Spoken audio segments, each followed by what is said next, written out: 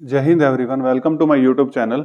मैं आपको class 10th ICSE RS Agarwal का मैथ करा रहा हूँ प्यारे बच्चों। इसमें मैंने चैप्टर नंबर 19 स्टार्ट कर रहा हूँ, टेंजेंट प्रॉपर्टी ऑफ सर्कल। ठीक है, देखो बहुत इजी चैप्टर है। इसमें मैं पहले आपको थ्योरम्स के प्रूफ बताऊंगा, नहीं थ्योरम्स के रिजल्ट, सॉरी प्रूफ आपके सिलेबस में नहीं है और पेपर में आएंगे भी नहीं। ठीक है, अगर आपको रिक्वायरमेंट होगी तो आप कमेंट बॉक्स में बता देना, मैं आपको सारे थ्योरम्स के रिजल्ट को समझाऊंगा कि क्या है। उसके बाद क्वेश्चंस कराऊंगा। ठीक है, मैं आपको विश्वास दिलवाता हूं, ठीक है, कि अगर आपने इस चैप्टर को मेरे साथ कर लिया तो आपका फेवरेट चैप्टर होगा ये। किसी भी क्वेश्चन में किसी भी तरीके की कोई भी दिक्कत नहीं आने दूंगा। चलो आपको इसको चैप्टर को स्टार्ट करते हैं। तो देखिए चैप्टर नंबर 19 है। पहले कॉन्सेप्ट बताते हैं, टेंजेंट प्रॉपर्टी ऑफ सर्कल्स। देखो टेंजेंट प्रॉपर्टी, सबसे पहले तो टेंजेंट ही आ गया यार, और ये सर्कल आ गया। तो एक मिनट रुकिए, इस थ्योरम का रिजल्ट जानने से पहले आप टेंजेंट को जानिए। देखो एक सर्कल है, आपको ये तो पता ही होगा कि पॉइंट से मिलकर जो कर्व बनती है उसी को पॉइंट से मिलकर जो कर्व बनती है उसी को सर्कल बोलते हैं, ये तो आपको पता ही होगा।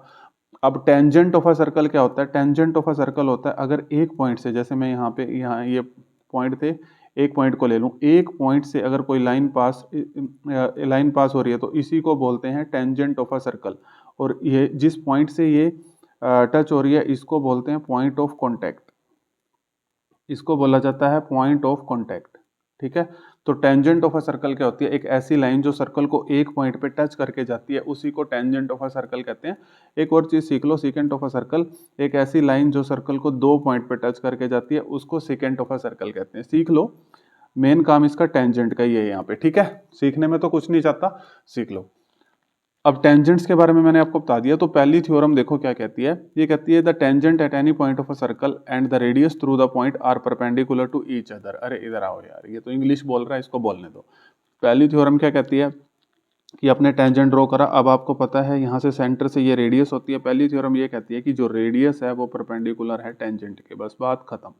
ठीक है, जो रेडियस है, लेकिन आपको रिजल्ट याद करने पड़ेंगे क्योंकि जब आप क्वेश्चन करोगे तो ब्रैकेट में आपको रिजल्ट लिखना पड़ेगा ना प्यारे बच्चों, तो थ्योरम आपको याद करनी पड़ेगी। तो radius perpendicular to tangent 90 degree होती है, हमेशा 90 डिग्री का एंगल बनाते हैं, ये बहुत काम की चीज है।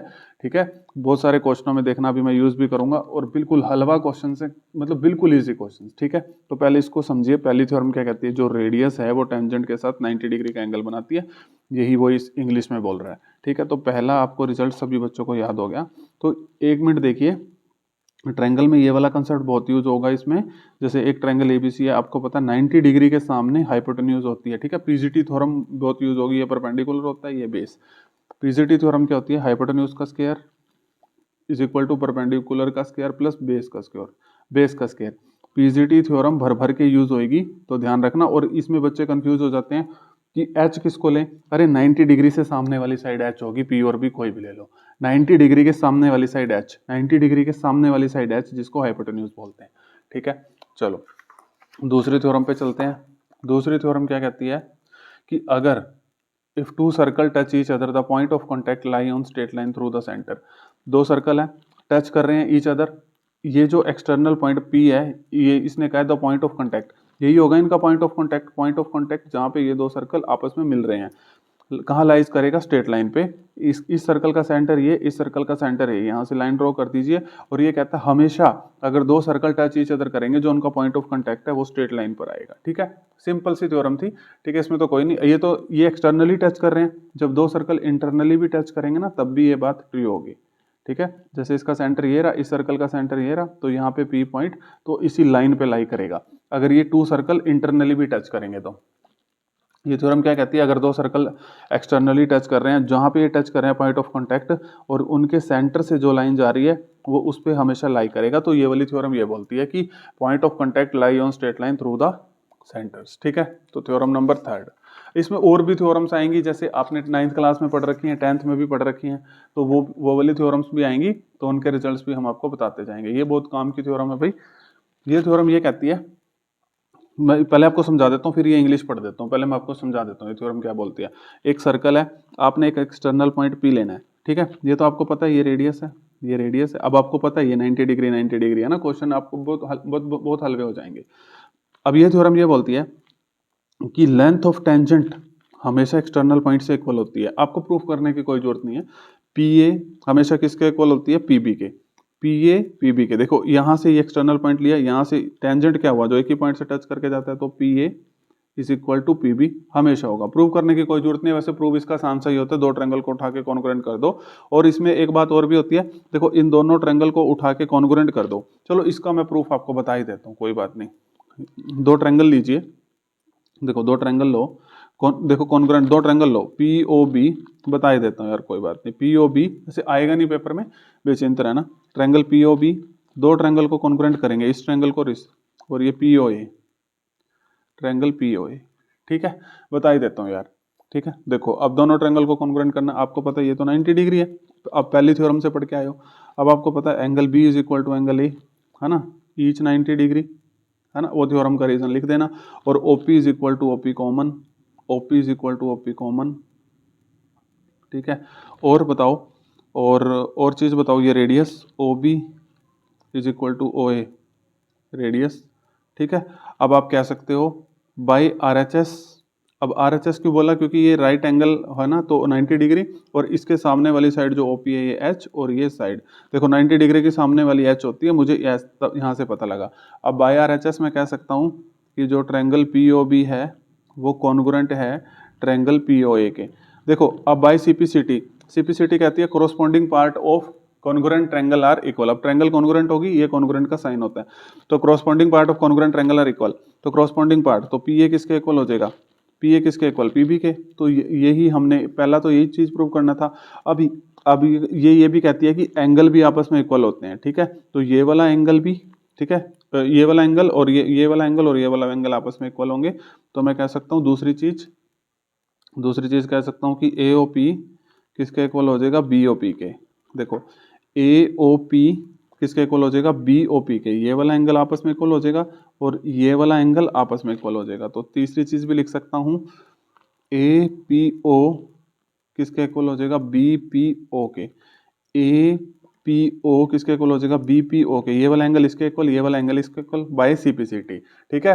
देखो जी मैंने आपको प्रूफ भी बता दिया, अगर प्रूफ पेपर में आ जाए तो, वैसे आता नहीं।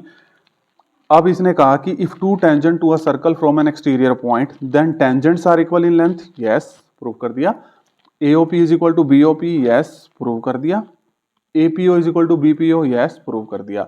यानी कि अब सुनो, रिजल्ट याद रखो बहुत अच्छे से, अब तो आपको याद रहेगा कि एक एक्सटर्नल पॉइंट से टेंजेंट पे जो लेंथ होती है हमेशा इक्वल, और ये एंगल भी आपस में इक्वल होते हैं, ये इसके इक्वल और ये इसके equal. If two tangent to a circle from an exterior point then tangents are equal in length. ये सारी चीजें मैंने बता दी, पर ये जरूर याद रखना, ये बहुत ज्यादा यूज होएगा, बहुत ज्यादा यूज होगा। क्वेश्चन मतलब बिल्कुल हलवे तरीके से हो जाएंगे, बिल्कुल हलवे क्वेश्चन हो जाएंगे। याद रखना कि टेंजेंट की लेंथ हमेशा इक्वल होती है, पीबी किसके इक्वल होती है, पीबी के एक्सटर्नल पॉइंट से, ठीक है। और एक ये रेडियस के साथ जो टेंजेंट है वो 90 डिग्री का एंगल बनाता है। अब एक थ्योरम और होती है जो हमने ये यूज होएगी, यहाँ पर बता देता हूँ, वैसे तो क्वेश्चन में बता दूं नई थ्योरम, जैसे आप कहो, चलो बता देता हूँ। कोड है, रेडियस से अगर आप कोड पे परपेंडिकुलर ड्रॉ करते हो तो ये इस कोड को बाइसेक्ट कर देता है। जैसे ये ए है, ये पी है, बी है, तो A P is equal to P B, ये भी क्वेश्चनों में यूज होगी, इस करके बता दी, ठीक है। यानी कि रेडियस से आप कोड पे परपेंडिकुलर ड्रॉ करते हो तो वो इस वाली कोड को बाइसेक्ट कर देता है, तो A P is equal to P B, ठीक है, ये कह सकते हो। अब हम क्वेश्चंस करते हैं। आप कहोगे सर इतने इजी चैप्टर है ये, देखना एक बार आप पढ़ लीजिए कॉन्सेप्ट के साथ, ठीक है। चलो पहला क्वेश्चन करते हैं, ये मैंने बना के रख लिया था ताकि आपको दिक्कत ना आए। यहाँ से जो जो दिक्कतें स्टूडेंट्स को आती हैं वो दिक्कतें सारी बताऊंगा मैं, जो जो प्यारे बच्चों को दिक्कत आती है ना वो वाली। सबसे पहले तो देखो, इसने कहा था length of tangent drawn to a circle, circle बना लो, ऑफ रेडियस 8, वैसे रफ स्केच बनाना होता है, मैं आपको पढ़ा रहा हूँ तो थोड़ा सुंदर सा बना लिया इसको। Find the length of the tangent drawn to a circle of radius 8 cm from a point which is at a distance of 10 cm from the center of the circle। पहली बात तो बच्चों को फिगर ही नहीं बनानी आती, चलो मेरी बात सुनो। आप सेंटर ऑफ सर्कल लो, ये लिया, इसने कहा लेंथ ऑफ टेंजेंट फाइंड करनी है, okay. Drawn to a circle of radius, circle की रेडियस रख लो यहाँ से, ठीक है, कितनी है 8, ठीक है। अब एक टेंजेंट भी ड्रॉ कर लो प्यारे बच्चों, एक टेंजेंट भी ड्रॉ कर लो। अब ये एक टेंजेंट ड्रॉ कर लो और एक लाइन इस तरीके से ले जाओ, ये टेंजेंट प्रॉपर इस तरीके से ड्रॉ कर लो, ठीक है, कोई दिक्कत नहीं है। अब आप कहोगे ये टेंजेंट पूरा इस तरीके से है, ठीक है। अब आप कहोगे सर कि ये आपको कैसे पता लगा, आपने ऐसे फिगर बना दी। देखो इसने कहा था लेंथ ऑफ टेंजेंट तो फाइंड करनी है, इसको P मान लो, इसको O मान लो, इसको ए मान लो, ठीक है। इसने कहा find the length of tangent drawn to a circle of radius, radius से लेंथ एक टेंजेंट ड्रॉ करना था फ्रॉम एन पॉइंट, एक पॉइंट ए पॉइंट ले लिया, is at a distance of 10 centimetre, ये वाला पॉइंट सेंटर से 10 सेंटीमीटर की डिस्टेंस पे था, distance of 10 centimetre from the centre, centre से 10 सेंटीमीटर की डिस्टेंस पे, ठीक है। बिल्कुल बिल्कुल आसान, ठीक है। और रेडियस दे रखी थी 8 सेंटीमीटर। अब लेंथ ऑफ टेंजेंट फाइंड करनी है, यानी कि आपको पी ए की वैल्यू फाइंड करनी है। मैं आपको बता देता हूं, अगर आपको अभी भी फिगर बनाने में दिक्कत आ रही होगी, वैसे तो आ नहीं रही होगी, आप एक सर्कल बनाना, इस तरीके से एक ट्रायंगल ड्रॉ कर लेना, सीधी सी बात है, ढूंढ लेना।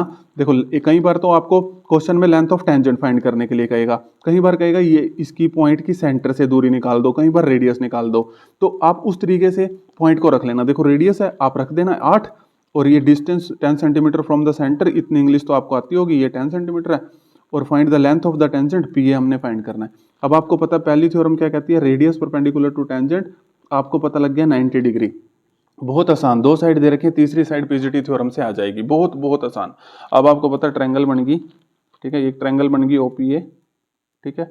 अब आपको पता है 90 डिग्री के सामने वाली, हमेशा याद रखना 90 डिग्री के सामने वाली हाइपोटेन्यूज, पीजीटी थ्योरम क्या कहती है, हाइपोटेन्यूज का स्क्वायर इज इक्वल टू ये परपेंडिकुलर, ठीक है, ओपी का स्क्वायर। अब जो भी दो जो बच गए हमने कोई लेना देना नहीं है, बस ये हाइपोटेन्यूज है, ओपी का स्क्वायर प्लस पी ए का स्क्वायर, ठीक है, इनसे अब हमने कोई लेना देना नहीं है, ठीक है, पी ए का स्क्वायर, समझ आ गया, क्योंकि हमें हाइपोटेन्यूज मेन चाहिए बस। तो ओ ए, हमें ओ ए की वैल्यू दे रखी है 10, तो ये 10 का स्क्वायर हो गया, ठीक है। और ओपी, ओपी हमें 8 दे रखी है रेडियस, तो ये 8 का स्क्वायर हो गया, और ये पी ए हमें फाइंड करना है, तो ये पी ए का स्क्वायर हो गया। अब 10 का स्क्वायर तो सबको पता है 100, 8 का स्क्वायर 64, पी ए की लेंथ तो हमें फाइंड करनी है, तो पी ए का स्क्वायर, ठीक है। अब देखिए इस 64 को इधर ले जाइए, तो 100 minus 64 is equal to P A का स्क्वायर। अब 100 minus 64 36 is equal to P A का स्क्वायर। अब सभी बच्चों को पता है जब ये स्क्वायर इधर जाता है तो स्क्वायर रूट में हो जाता है, P A is equal to 36, लेकिन प्लस माइनस भी आता है, लेकिन रेडियस कभी भी नेगेटिव नहीं हो सकती, तो रूट 36 किसका किसका किसका रूट है 6 का, तो पी ए प्लस माइनस, लेकिन प्लस कंसीडर करेंगे, ठीक है। तो लेंथ ऑफ टेंजेंट, लेंथ कभी भी नेगेटिव हो सकती है, रेडियस बोला होगा सॉरी मैंने, तो ये लेंथ ऑफ टेंजेंट था, तो रेडियस भी वैसे नेगेटिव नहीं हो सकती, तो पी ए कितना आ गया अपने पास 6 सेंटीमीटर, ठीक है। तो यही फाइंड करने के लिए कहा था इसने, हमने फाइंड कर दिया 6 सेंटीमीटर। माइनस वाला क्यों रिजेक्ट कर दिया, क्योंकि length can never be negative. कई बार क्या होता है, अगर मैं यहाँ पर रूट करके प्लस माइनस ना लिखता ना, तो कुछ बच्चे ऐसे होते हैं कि उनको ना डाउट आ जाता है, आपने प्लस माइनस किसी क्वेश्चन में तो लिख देते हो, किसी में नहीं लिखते, तो इसी करके अब आगे मैं नहीं भी लिखूंगा ना तो अंडरस्टूड होगा प्यारे बच्चों, उसको +6 समझ लेना, ठीक है, प्लस में समझ लेना, वैल्यू तो चेंज हो सकती है। देखो कितना इजी क्वेश्चन था। अब दूसरा क्वेश्चन ना मैं कह रहा हूं आप 1 सेकंड में उड़ा दोगे, बिल्कुल किसी प्रकार की कोई दिक्कत नहीं आएगी। देखो सेकंड क्वेश्चन में कोई भी दिक्कत नहीं आएगी, यहां लिख देता हूं सेकंड क्वेश्चन, ठीक है। वही चीज बना लो, मेरे को पता है ये वही वाला वही सेंस है, अब रेडियस निकालनी है, आप वही बना लो, ठीक है। स्केल से बनाना है तो स्केल से बना देता हूँ, कोई दिक्कत नहीं है, ये रेडियस, ठीक है, ताकि दिक्कत ना आए किसी भी बच्चे को। वैसे तो आप इसको रफ स्केच ही बनाना होता है, कोई दिक्कत नहीं है, ठीक है, थोड़ा स्केल से अच्छा बन जाता है बस, और कोई बात नहीं है, ठीक है, बस इतनी सी बात है। अब देखो, अब इसमें हमने रेडियस निकालनी है, देखो कुछ नहीं करना, इसको पी पॉइंट दे दो, इसको ए, इसको ओ, देखो कुछ नहीं करना, देखो रेडियस निकालनी है, छांट लो चीजों को। अच्छा, और लेंथ ऑफ टेंजेंट दे रखा है, देखेंगे a point P 70 centimetre away from the centre, यानी कि सर आप 17 हो, ढूंढेंगे length of tangent, yes length of tangent 15। आप ये लेंथ ऑफ टेंजेंट क्या होती है, यही होता है टेंजेंट, तो ये 15 है। देखो कुछ नहीं करना, आपको फिगर बनाने में कोई दिक्कत नहीं आनी चाहिए, ये आपको पता है पहली थ्योरम क्या कहती है, ये 90 डिग्री होगा, रेडियस इज परपेंडिकुलर, ये 90 डिग्री क्यों होगा, क्योंकि radius is perpendicular to the tangent, ठीक है। तो बस अभी इस क्वेश्चन में कुछ बचा, इस क्वेश्चन में कुछ भी नहीं बचा, तो बाय पीजीटी, पीछे मैंने पीजीटी लिखा नहीं, आप लिख देना बाय पीजीटी, सारी चीजें लिख देना। अब 90 डिग्री के सामने वाला तो हाइपोटेन्यूज होता है ओ ए का square is equal to OP का स्क्वायर प्लस पी ए का स्क्वायर, ठीक है। अब देखो, अब ओ ए तो आपको पता है 17 का स्क्वायर, ओपी रेडियस हमने फाइंड करना है, इसमें रेडियस हमने फाइंड करना है, तो रेडियस आर का स्क्वायर प्लस पी ए कितना है 15, तो 15 का स्क्वायर, 17 का स्क्वायर मेरे को सीधा परफेक्ट स्क्वायर याद है तो 289, आर का ये तो आर का स्क्वायर हो जाएगा, 15 का स्क्वायर 2 to 5। अब इसको बोल लो 2 to 5 को भाई साहब इधर आओ, is equal to R square 2 8 9 minus 2 to 5, 9 में से 5 गए 4 और 8 में से 2 गए 6, तो 64 आ जाएगा। अब ये स्क्वायर रूट हो जाएगा। देखो अब मैं प्लस ही लूंगा, प्लस माइनस नहीं लगाऊंगा, तो ये 8 का स्क्वायर है, तो रेडियस अपने पास कितनी आ गई 8। ठीक है, तो इसमें 80 रेडियस निकालनी थी। समझ आ गया ना, जो सिंपल सी बात थी यार ये तो, है ना। अब देखो कितने ईजी हो रहे हैं क्वेश्चंस। अब क्वेश्चन नंबर 3 करते हैं प्यारे बच्चों। ठीक है, देखते हैं, कुछ क्वेश्चन तो आपको वीडियोस में करा के जाएंगे, 3 तो करा ही दें कंसेप्ट के साथ, है ना। 3 क्वेश्चंस तो प्यारे बच्चों को करवा ही देते हैं। क्वेश्चन नंबर 3, देखो ये बहुत अच्छा क्वेश्चन है। पहले मैं आपको कोसेंट्रिक सर्कल, कुछ बच्चे ऐसे होंगे कोसेंट्रिक सर्कल का नहीं पता होगा। कोसेंट्रिक सर्कल क्या होता है, सेंटर सेम रहेगा, सर्कल बनाते जाओ, यानी कि जितने मर्जी सर्कल बनाते जाओ, लेकिन इसी सेंटर से सर्कल बनाओगे, इसी सेंटर से ये सर्कल, फिर ये सेंटर यही मानोगे, फिर वो सर्कल, उसी को कहते हैं कोसेंट्रिक सर्कल। अब इसने कहा है there are 2 concentric circle. Concentric circle का मतलब देखो, सेंट्रिक से सेंटर, को से सेम, जिनका सेंटर सेम हो उनको कोसेंट्रिक सर्कल कहते हैं। जिनका सेंटर, यहीं से ही डेफिनेशन मैं यहीं से निकाल देता हूँ इनके वर्ड से ही। ठीक है, कोसेंट्रिक मतलब सेंट्रिक मतलब सेंटर, को मतलब सेम, जिनका सेंटर सेम हो उनको कोसेंट्रिक सर्कल कहते हैं। 2 कोसेंट्रिक सर्कल बना दिए, ईच विद सेंटर हो, अरे हमें पता ही है क्योंकि सेंटर तो दोनों का सेम ही होगा, and of radii 10 centimetre and 26 centimetre respectively. ठीक है, find the length of the कोड A B of outer circle which touch the inner circle at P. Okay, ये आउटर सर्कल की कोड इस तरीके से जानी चाहिए कि ये इनर सर्कल को टच करती हुई जाए। ठीक है, तो इसको ए मान लेते हैं, इसको पी, इसको बी। तो इसने कहा है निकालना क्या है, लेंथ ऑफ द कोड ए बी। अच्छा, इस ए बी इसने बोला ही था ए बी ही मानना है। Find the length of the कोड ए बी, इस ए बी की लेंथ निकालनी है। अब इसने कहा है, देखो इसमें एक थ्योरम भी यूज होएगी, एक मिनट रुको, वो थ्योरम जो मैंने आपको पीछे बताई है ना वो भी यूज होएगी, जो एक्स्ट्रा बताई थी। एक मिनट, क्वेश्चन को ध्यान से देखो। और रेडियाई 10 सेंटीमीटर और 26, कॉमन सेंस है, इस छोटे वाले सर्कल की रेडियस क्या होगी 10 सेंटीमीटर, कॉमन सेंस है। और 26 किसकी होगी, इसकी, ये बड़े वाले सर्कल की। ठीक है, अब आपको पता है ये टेंजेंट रेडियस पे किसका 90 डिग्री का, पहले वाली theorem radius perpendicular to tangent 90 degree का एंगल बनाता है। आप एपी निकाल लो, लेकिन उसने तो कहा है लेंथ ऑफ कोड ए बी, ये पूरी कोड ए बी की, ए बी निकालना है। अब आप कहोगे सर आपने कोड यहीं क्यों बनाई, क्योंकि उसने कहा था कि जो आउटर सर्कल है touch the inner circle, inner circle को पी पॉइंट पे टच करता है जो कोड। ठीक है, इसने कहा है जो कोड है ना आउटर सर्कल की कोड, वो इनर सर्कल की कोड को, मतलब सॉरी इनर सर्कल को टच करती है एट पॉइंट पी पे, इसीलिए यहाँ कोड बनाई। कोड तो मैं कहीं भी यहाँ भी बना सकता था, जहाँ मर्जी बना सकता था, लेकिन मैंने आउटर सर्कल की, ये इनर सर्कल है, आउटर सर्कल की कोड ऐसे बनानी थी कि वो इनर सर्कल को टच करती हुई जाए। ठीक है, लो जी मैंने बता दिया। अब हम यहाँ से एपी तो मिल जाएगा पाइथागोरस थ्योरम से, लेकिन हमें तो ये पूरा ए बी चाहिए। एक मिनट रुको प्यारे बच्चों, पहले हम एपी निकाल लेते हैं बाय पीजीटी। ठीक है, तो 90 डिग्री के सामने वाला हाइपोटेन्यूज, तो ओ ए हाइपोटेन्यूज, बाकी हमें कोई दिक्कत नहीं है, ये ओपी का स्क्वायर हो जाएगा और ये एपी का स्क्वायर प्लस एपी का स्क्वायर, इसकी तो कोई दिक्कत ही नहीं है। ओ ए दे रखा है 26 का स्क्वायर, ओपी दे रखा है, ठीक है, ओपी 10 दे रखा है, प्लस और ये एपी हमें फाइंड करना है, एपी का स्क्वायर। अब 26 का स्क्वायर डायरेक्ट याद है मुझे, 676 होता है, 676, 10 का स्क्वायर 100 प्लस एपी का स्क्वायर। अब 676 माइनस ये 100 इधर आ जाएगा, इज इक्वल टू ये एपी स्क्वायर, ये रह जाएगा 576, ये हो जाएगा एपी स्क्वायर। अब स्क्वायर को इधर ले आएंगे, 576 रूट, स्क्वायर इधर आके रूट में हो जाएगा, तो ये 24 का होता है, प्लस लेंगे माइनस लेंगे नहीं, वो आपको मैंने बता दिया है, तो एपी 24 आ गया। लेकिन आप कहेंगे सर जी आपने तो ये एपी निकाल दिया, हमने तो ये ए बी निकालना था। अब ऐसे थोड़ी करेंगे, इधर भी ट्रायंगल बना के सेम प्रोसीजर नहीं करेंगे। ठीक है, हमें एक थ्योरम पता है कि कोड पर सेंटर, मतलब कोड पर अगर हम सेंटर से परपेंडिकुलर ड्रॉ करते हैं तो ये कोड को बाइसेक्ट कर देता है, तो यानी कि ए पी किसके इक्वल हो जाएगा, पी बी के। यानी कि अगर ए पी 24 आई है तो पी बी भी कितनी आएगी 24, और ए बी फाइंड करना था, तो ए बी को हम कैसे लिख सकते हैं, A P plus P B, A P plus P B, A P 24 आई और इस थ्योरम का रिजल्ट यूज करके पी बी भी 24 आई, तो 24 प्लस 24, 24 प्लस 24 48, तो ए बी अपने पास आ गया 48। तो ए बी की लेंथ कितनी आ गई 48। मैं दोबारा बताता हूँ, यहाँ पे मैंने एक थ्योरम यूज करी है कि जब हम कोड पर कोड पर सेंटर से परपेंडिकुलर ड्रॉ करते हैं तो इस कोड को बाइसेक्ट कर देती है। बाइसेक्ट मतलब इक्वल पार्ट में डिवाइड कर देती है। देखो ये सेंटर से कोड पर हमने परपेंडिकुलर ड्रॉ करा तो AP is equal to PB। यहाँ थ्योरम का रीजन लिख देना, the perpendicular drawn from the centre bisect the कोड, ये लिखना है। द परपेंडिकुलर लिख देता हूँ, द परपेंडिकुलर, मेरे स्टूडेंट्स को कोई दिक्कत ना आए, the perpendicular drawn from the centre, bracket में लिख देना, the perpendicular drawn from the centre bisect the कोड, बाइसेक्ट द कोड, बाइसेक्ट मतलब बाइसेक्शन, दो हिस्सों में डिवाइड कर देती है। तो AP is equal to PB लिख दिया। अब AP 24 था तो PB भी 24 हो गया। अब AB को लिख सकता हूँ AP प्लस PB, तो अब AP 24 था, PB भी 24, तो AB आ जाएगा 48। तो हमने यही निकालनी थी लेंथ ऑफ द कोड कितनी, AB ही हमने फाइंड करनी थी 48। ठीक है, समझ आ गया। तो बस इस वीडियो में 3 ही क्वेश्चन रखते हैं, फिर आगे करते हैं। 20 मिनट की वीडियो हो गई है, ज़्यादा लंबी वीडियोस मैं बनाता नहीं हूँ, आपको पता है, क्योंकि आपके अंदर इतना पेशेंस नहीं है।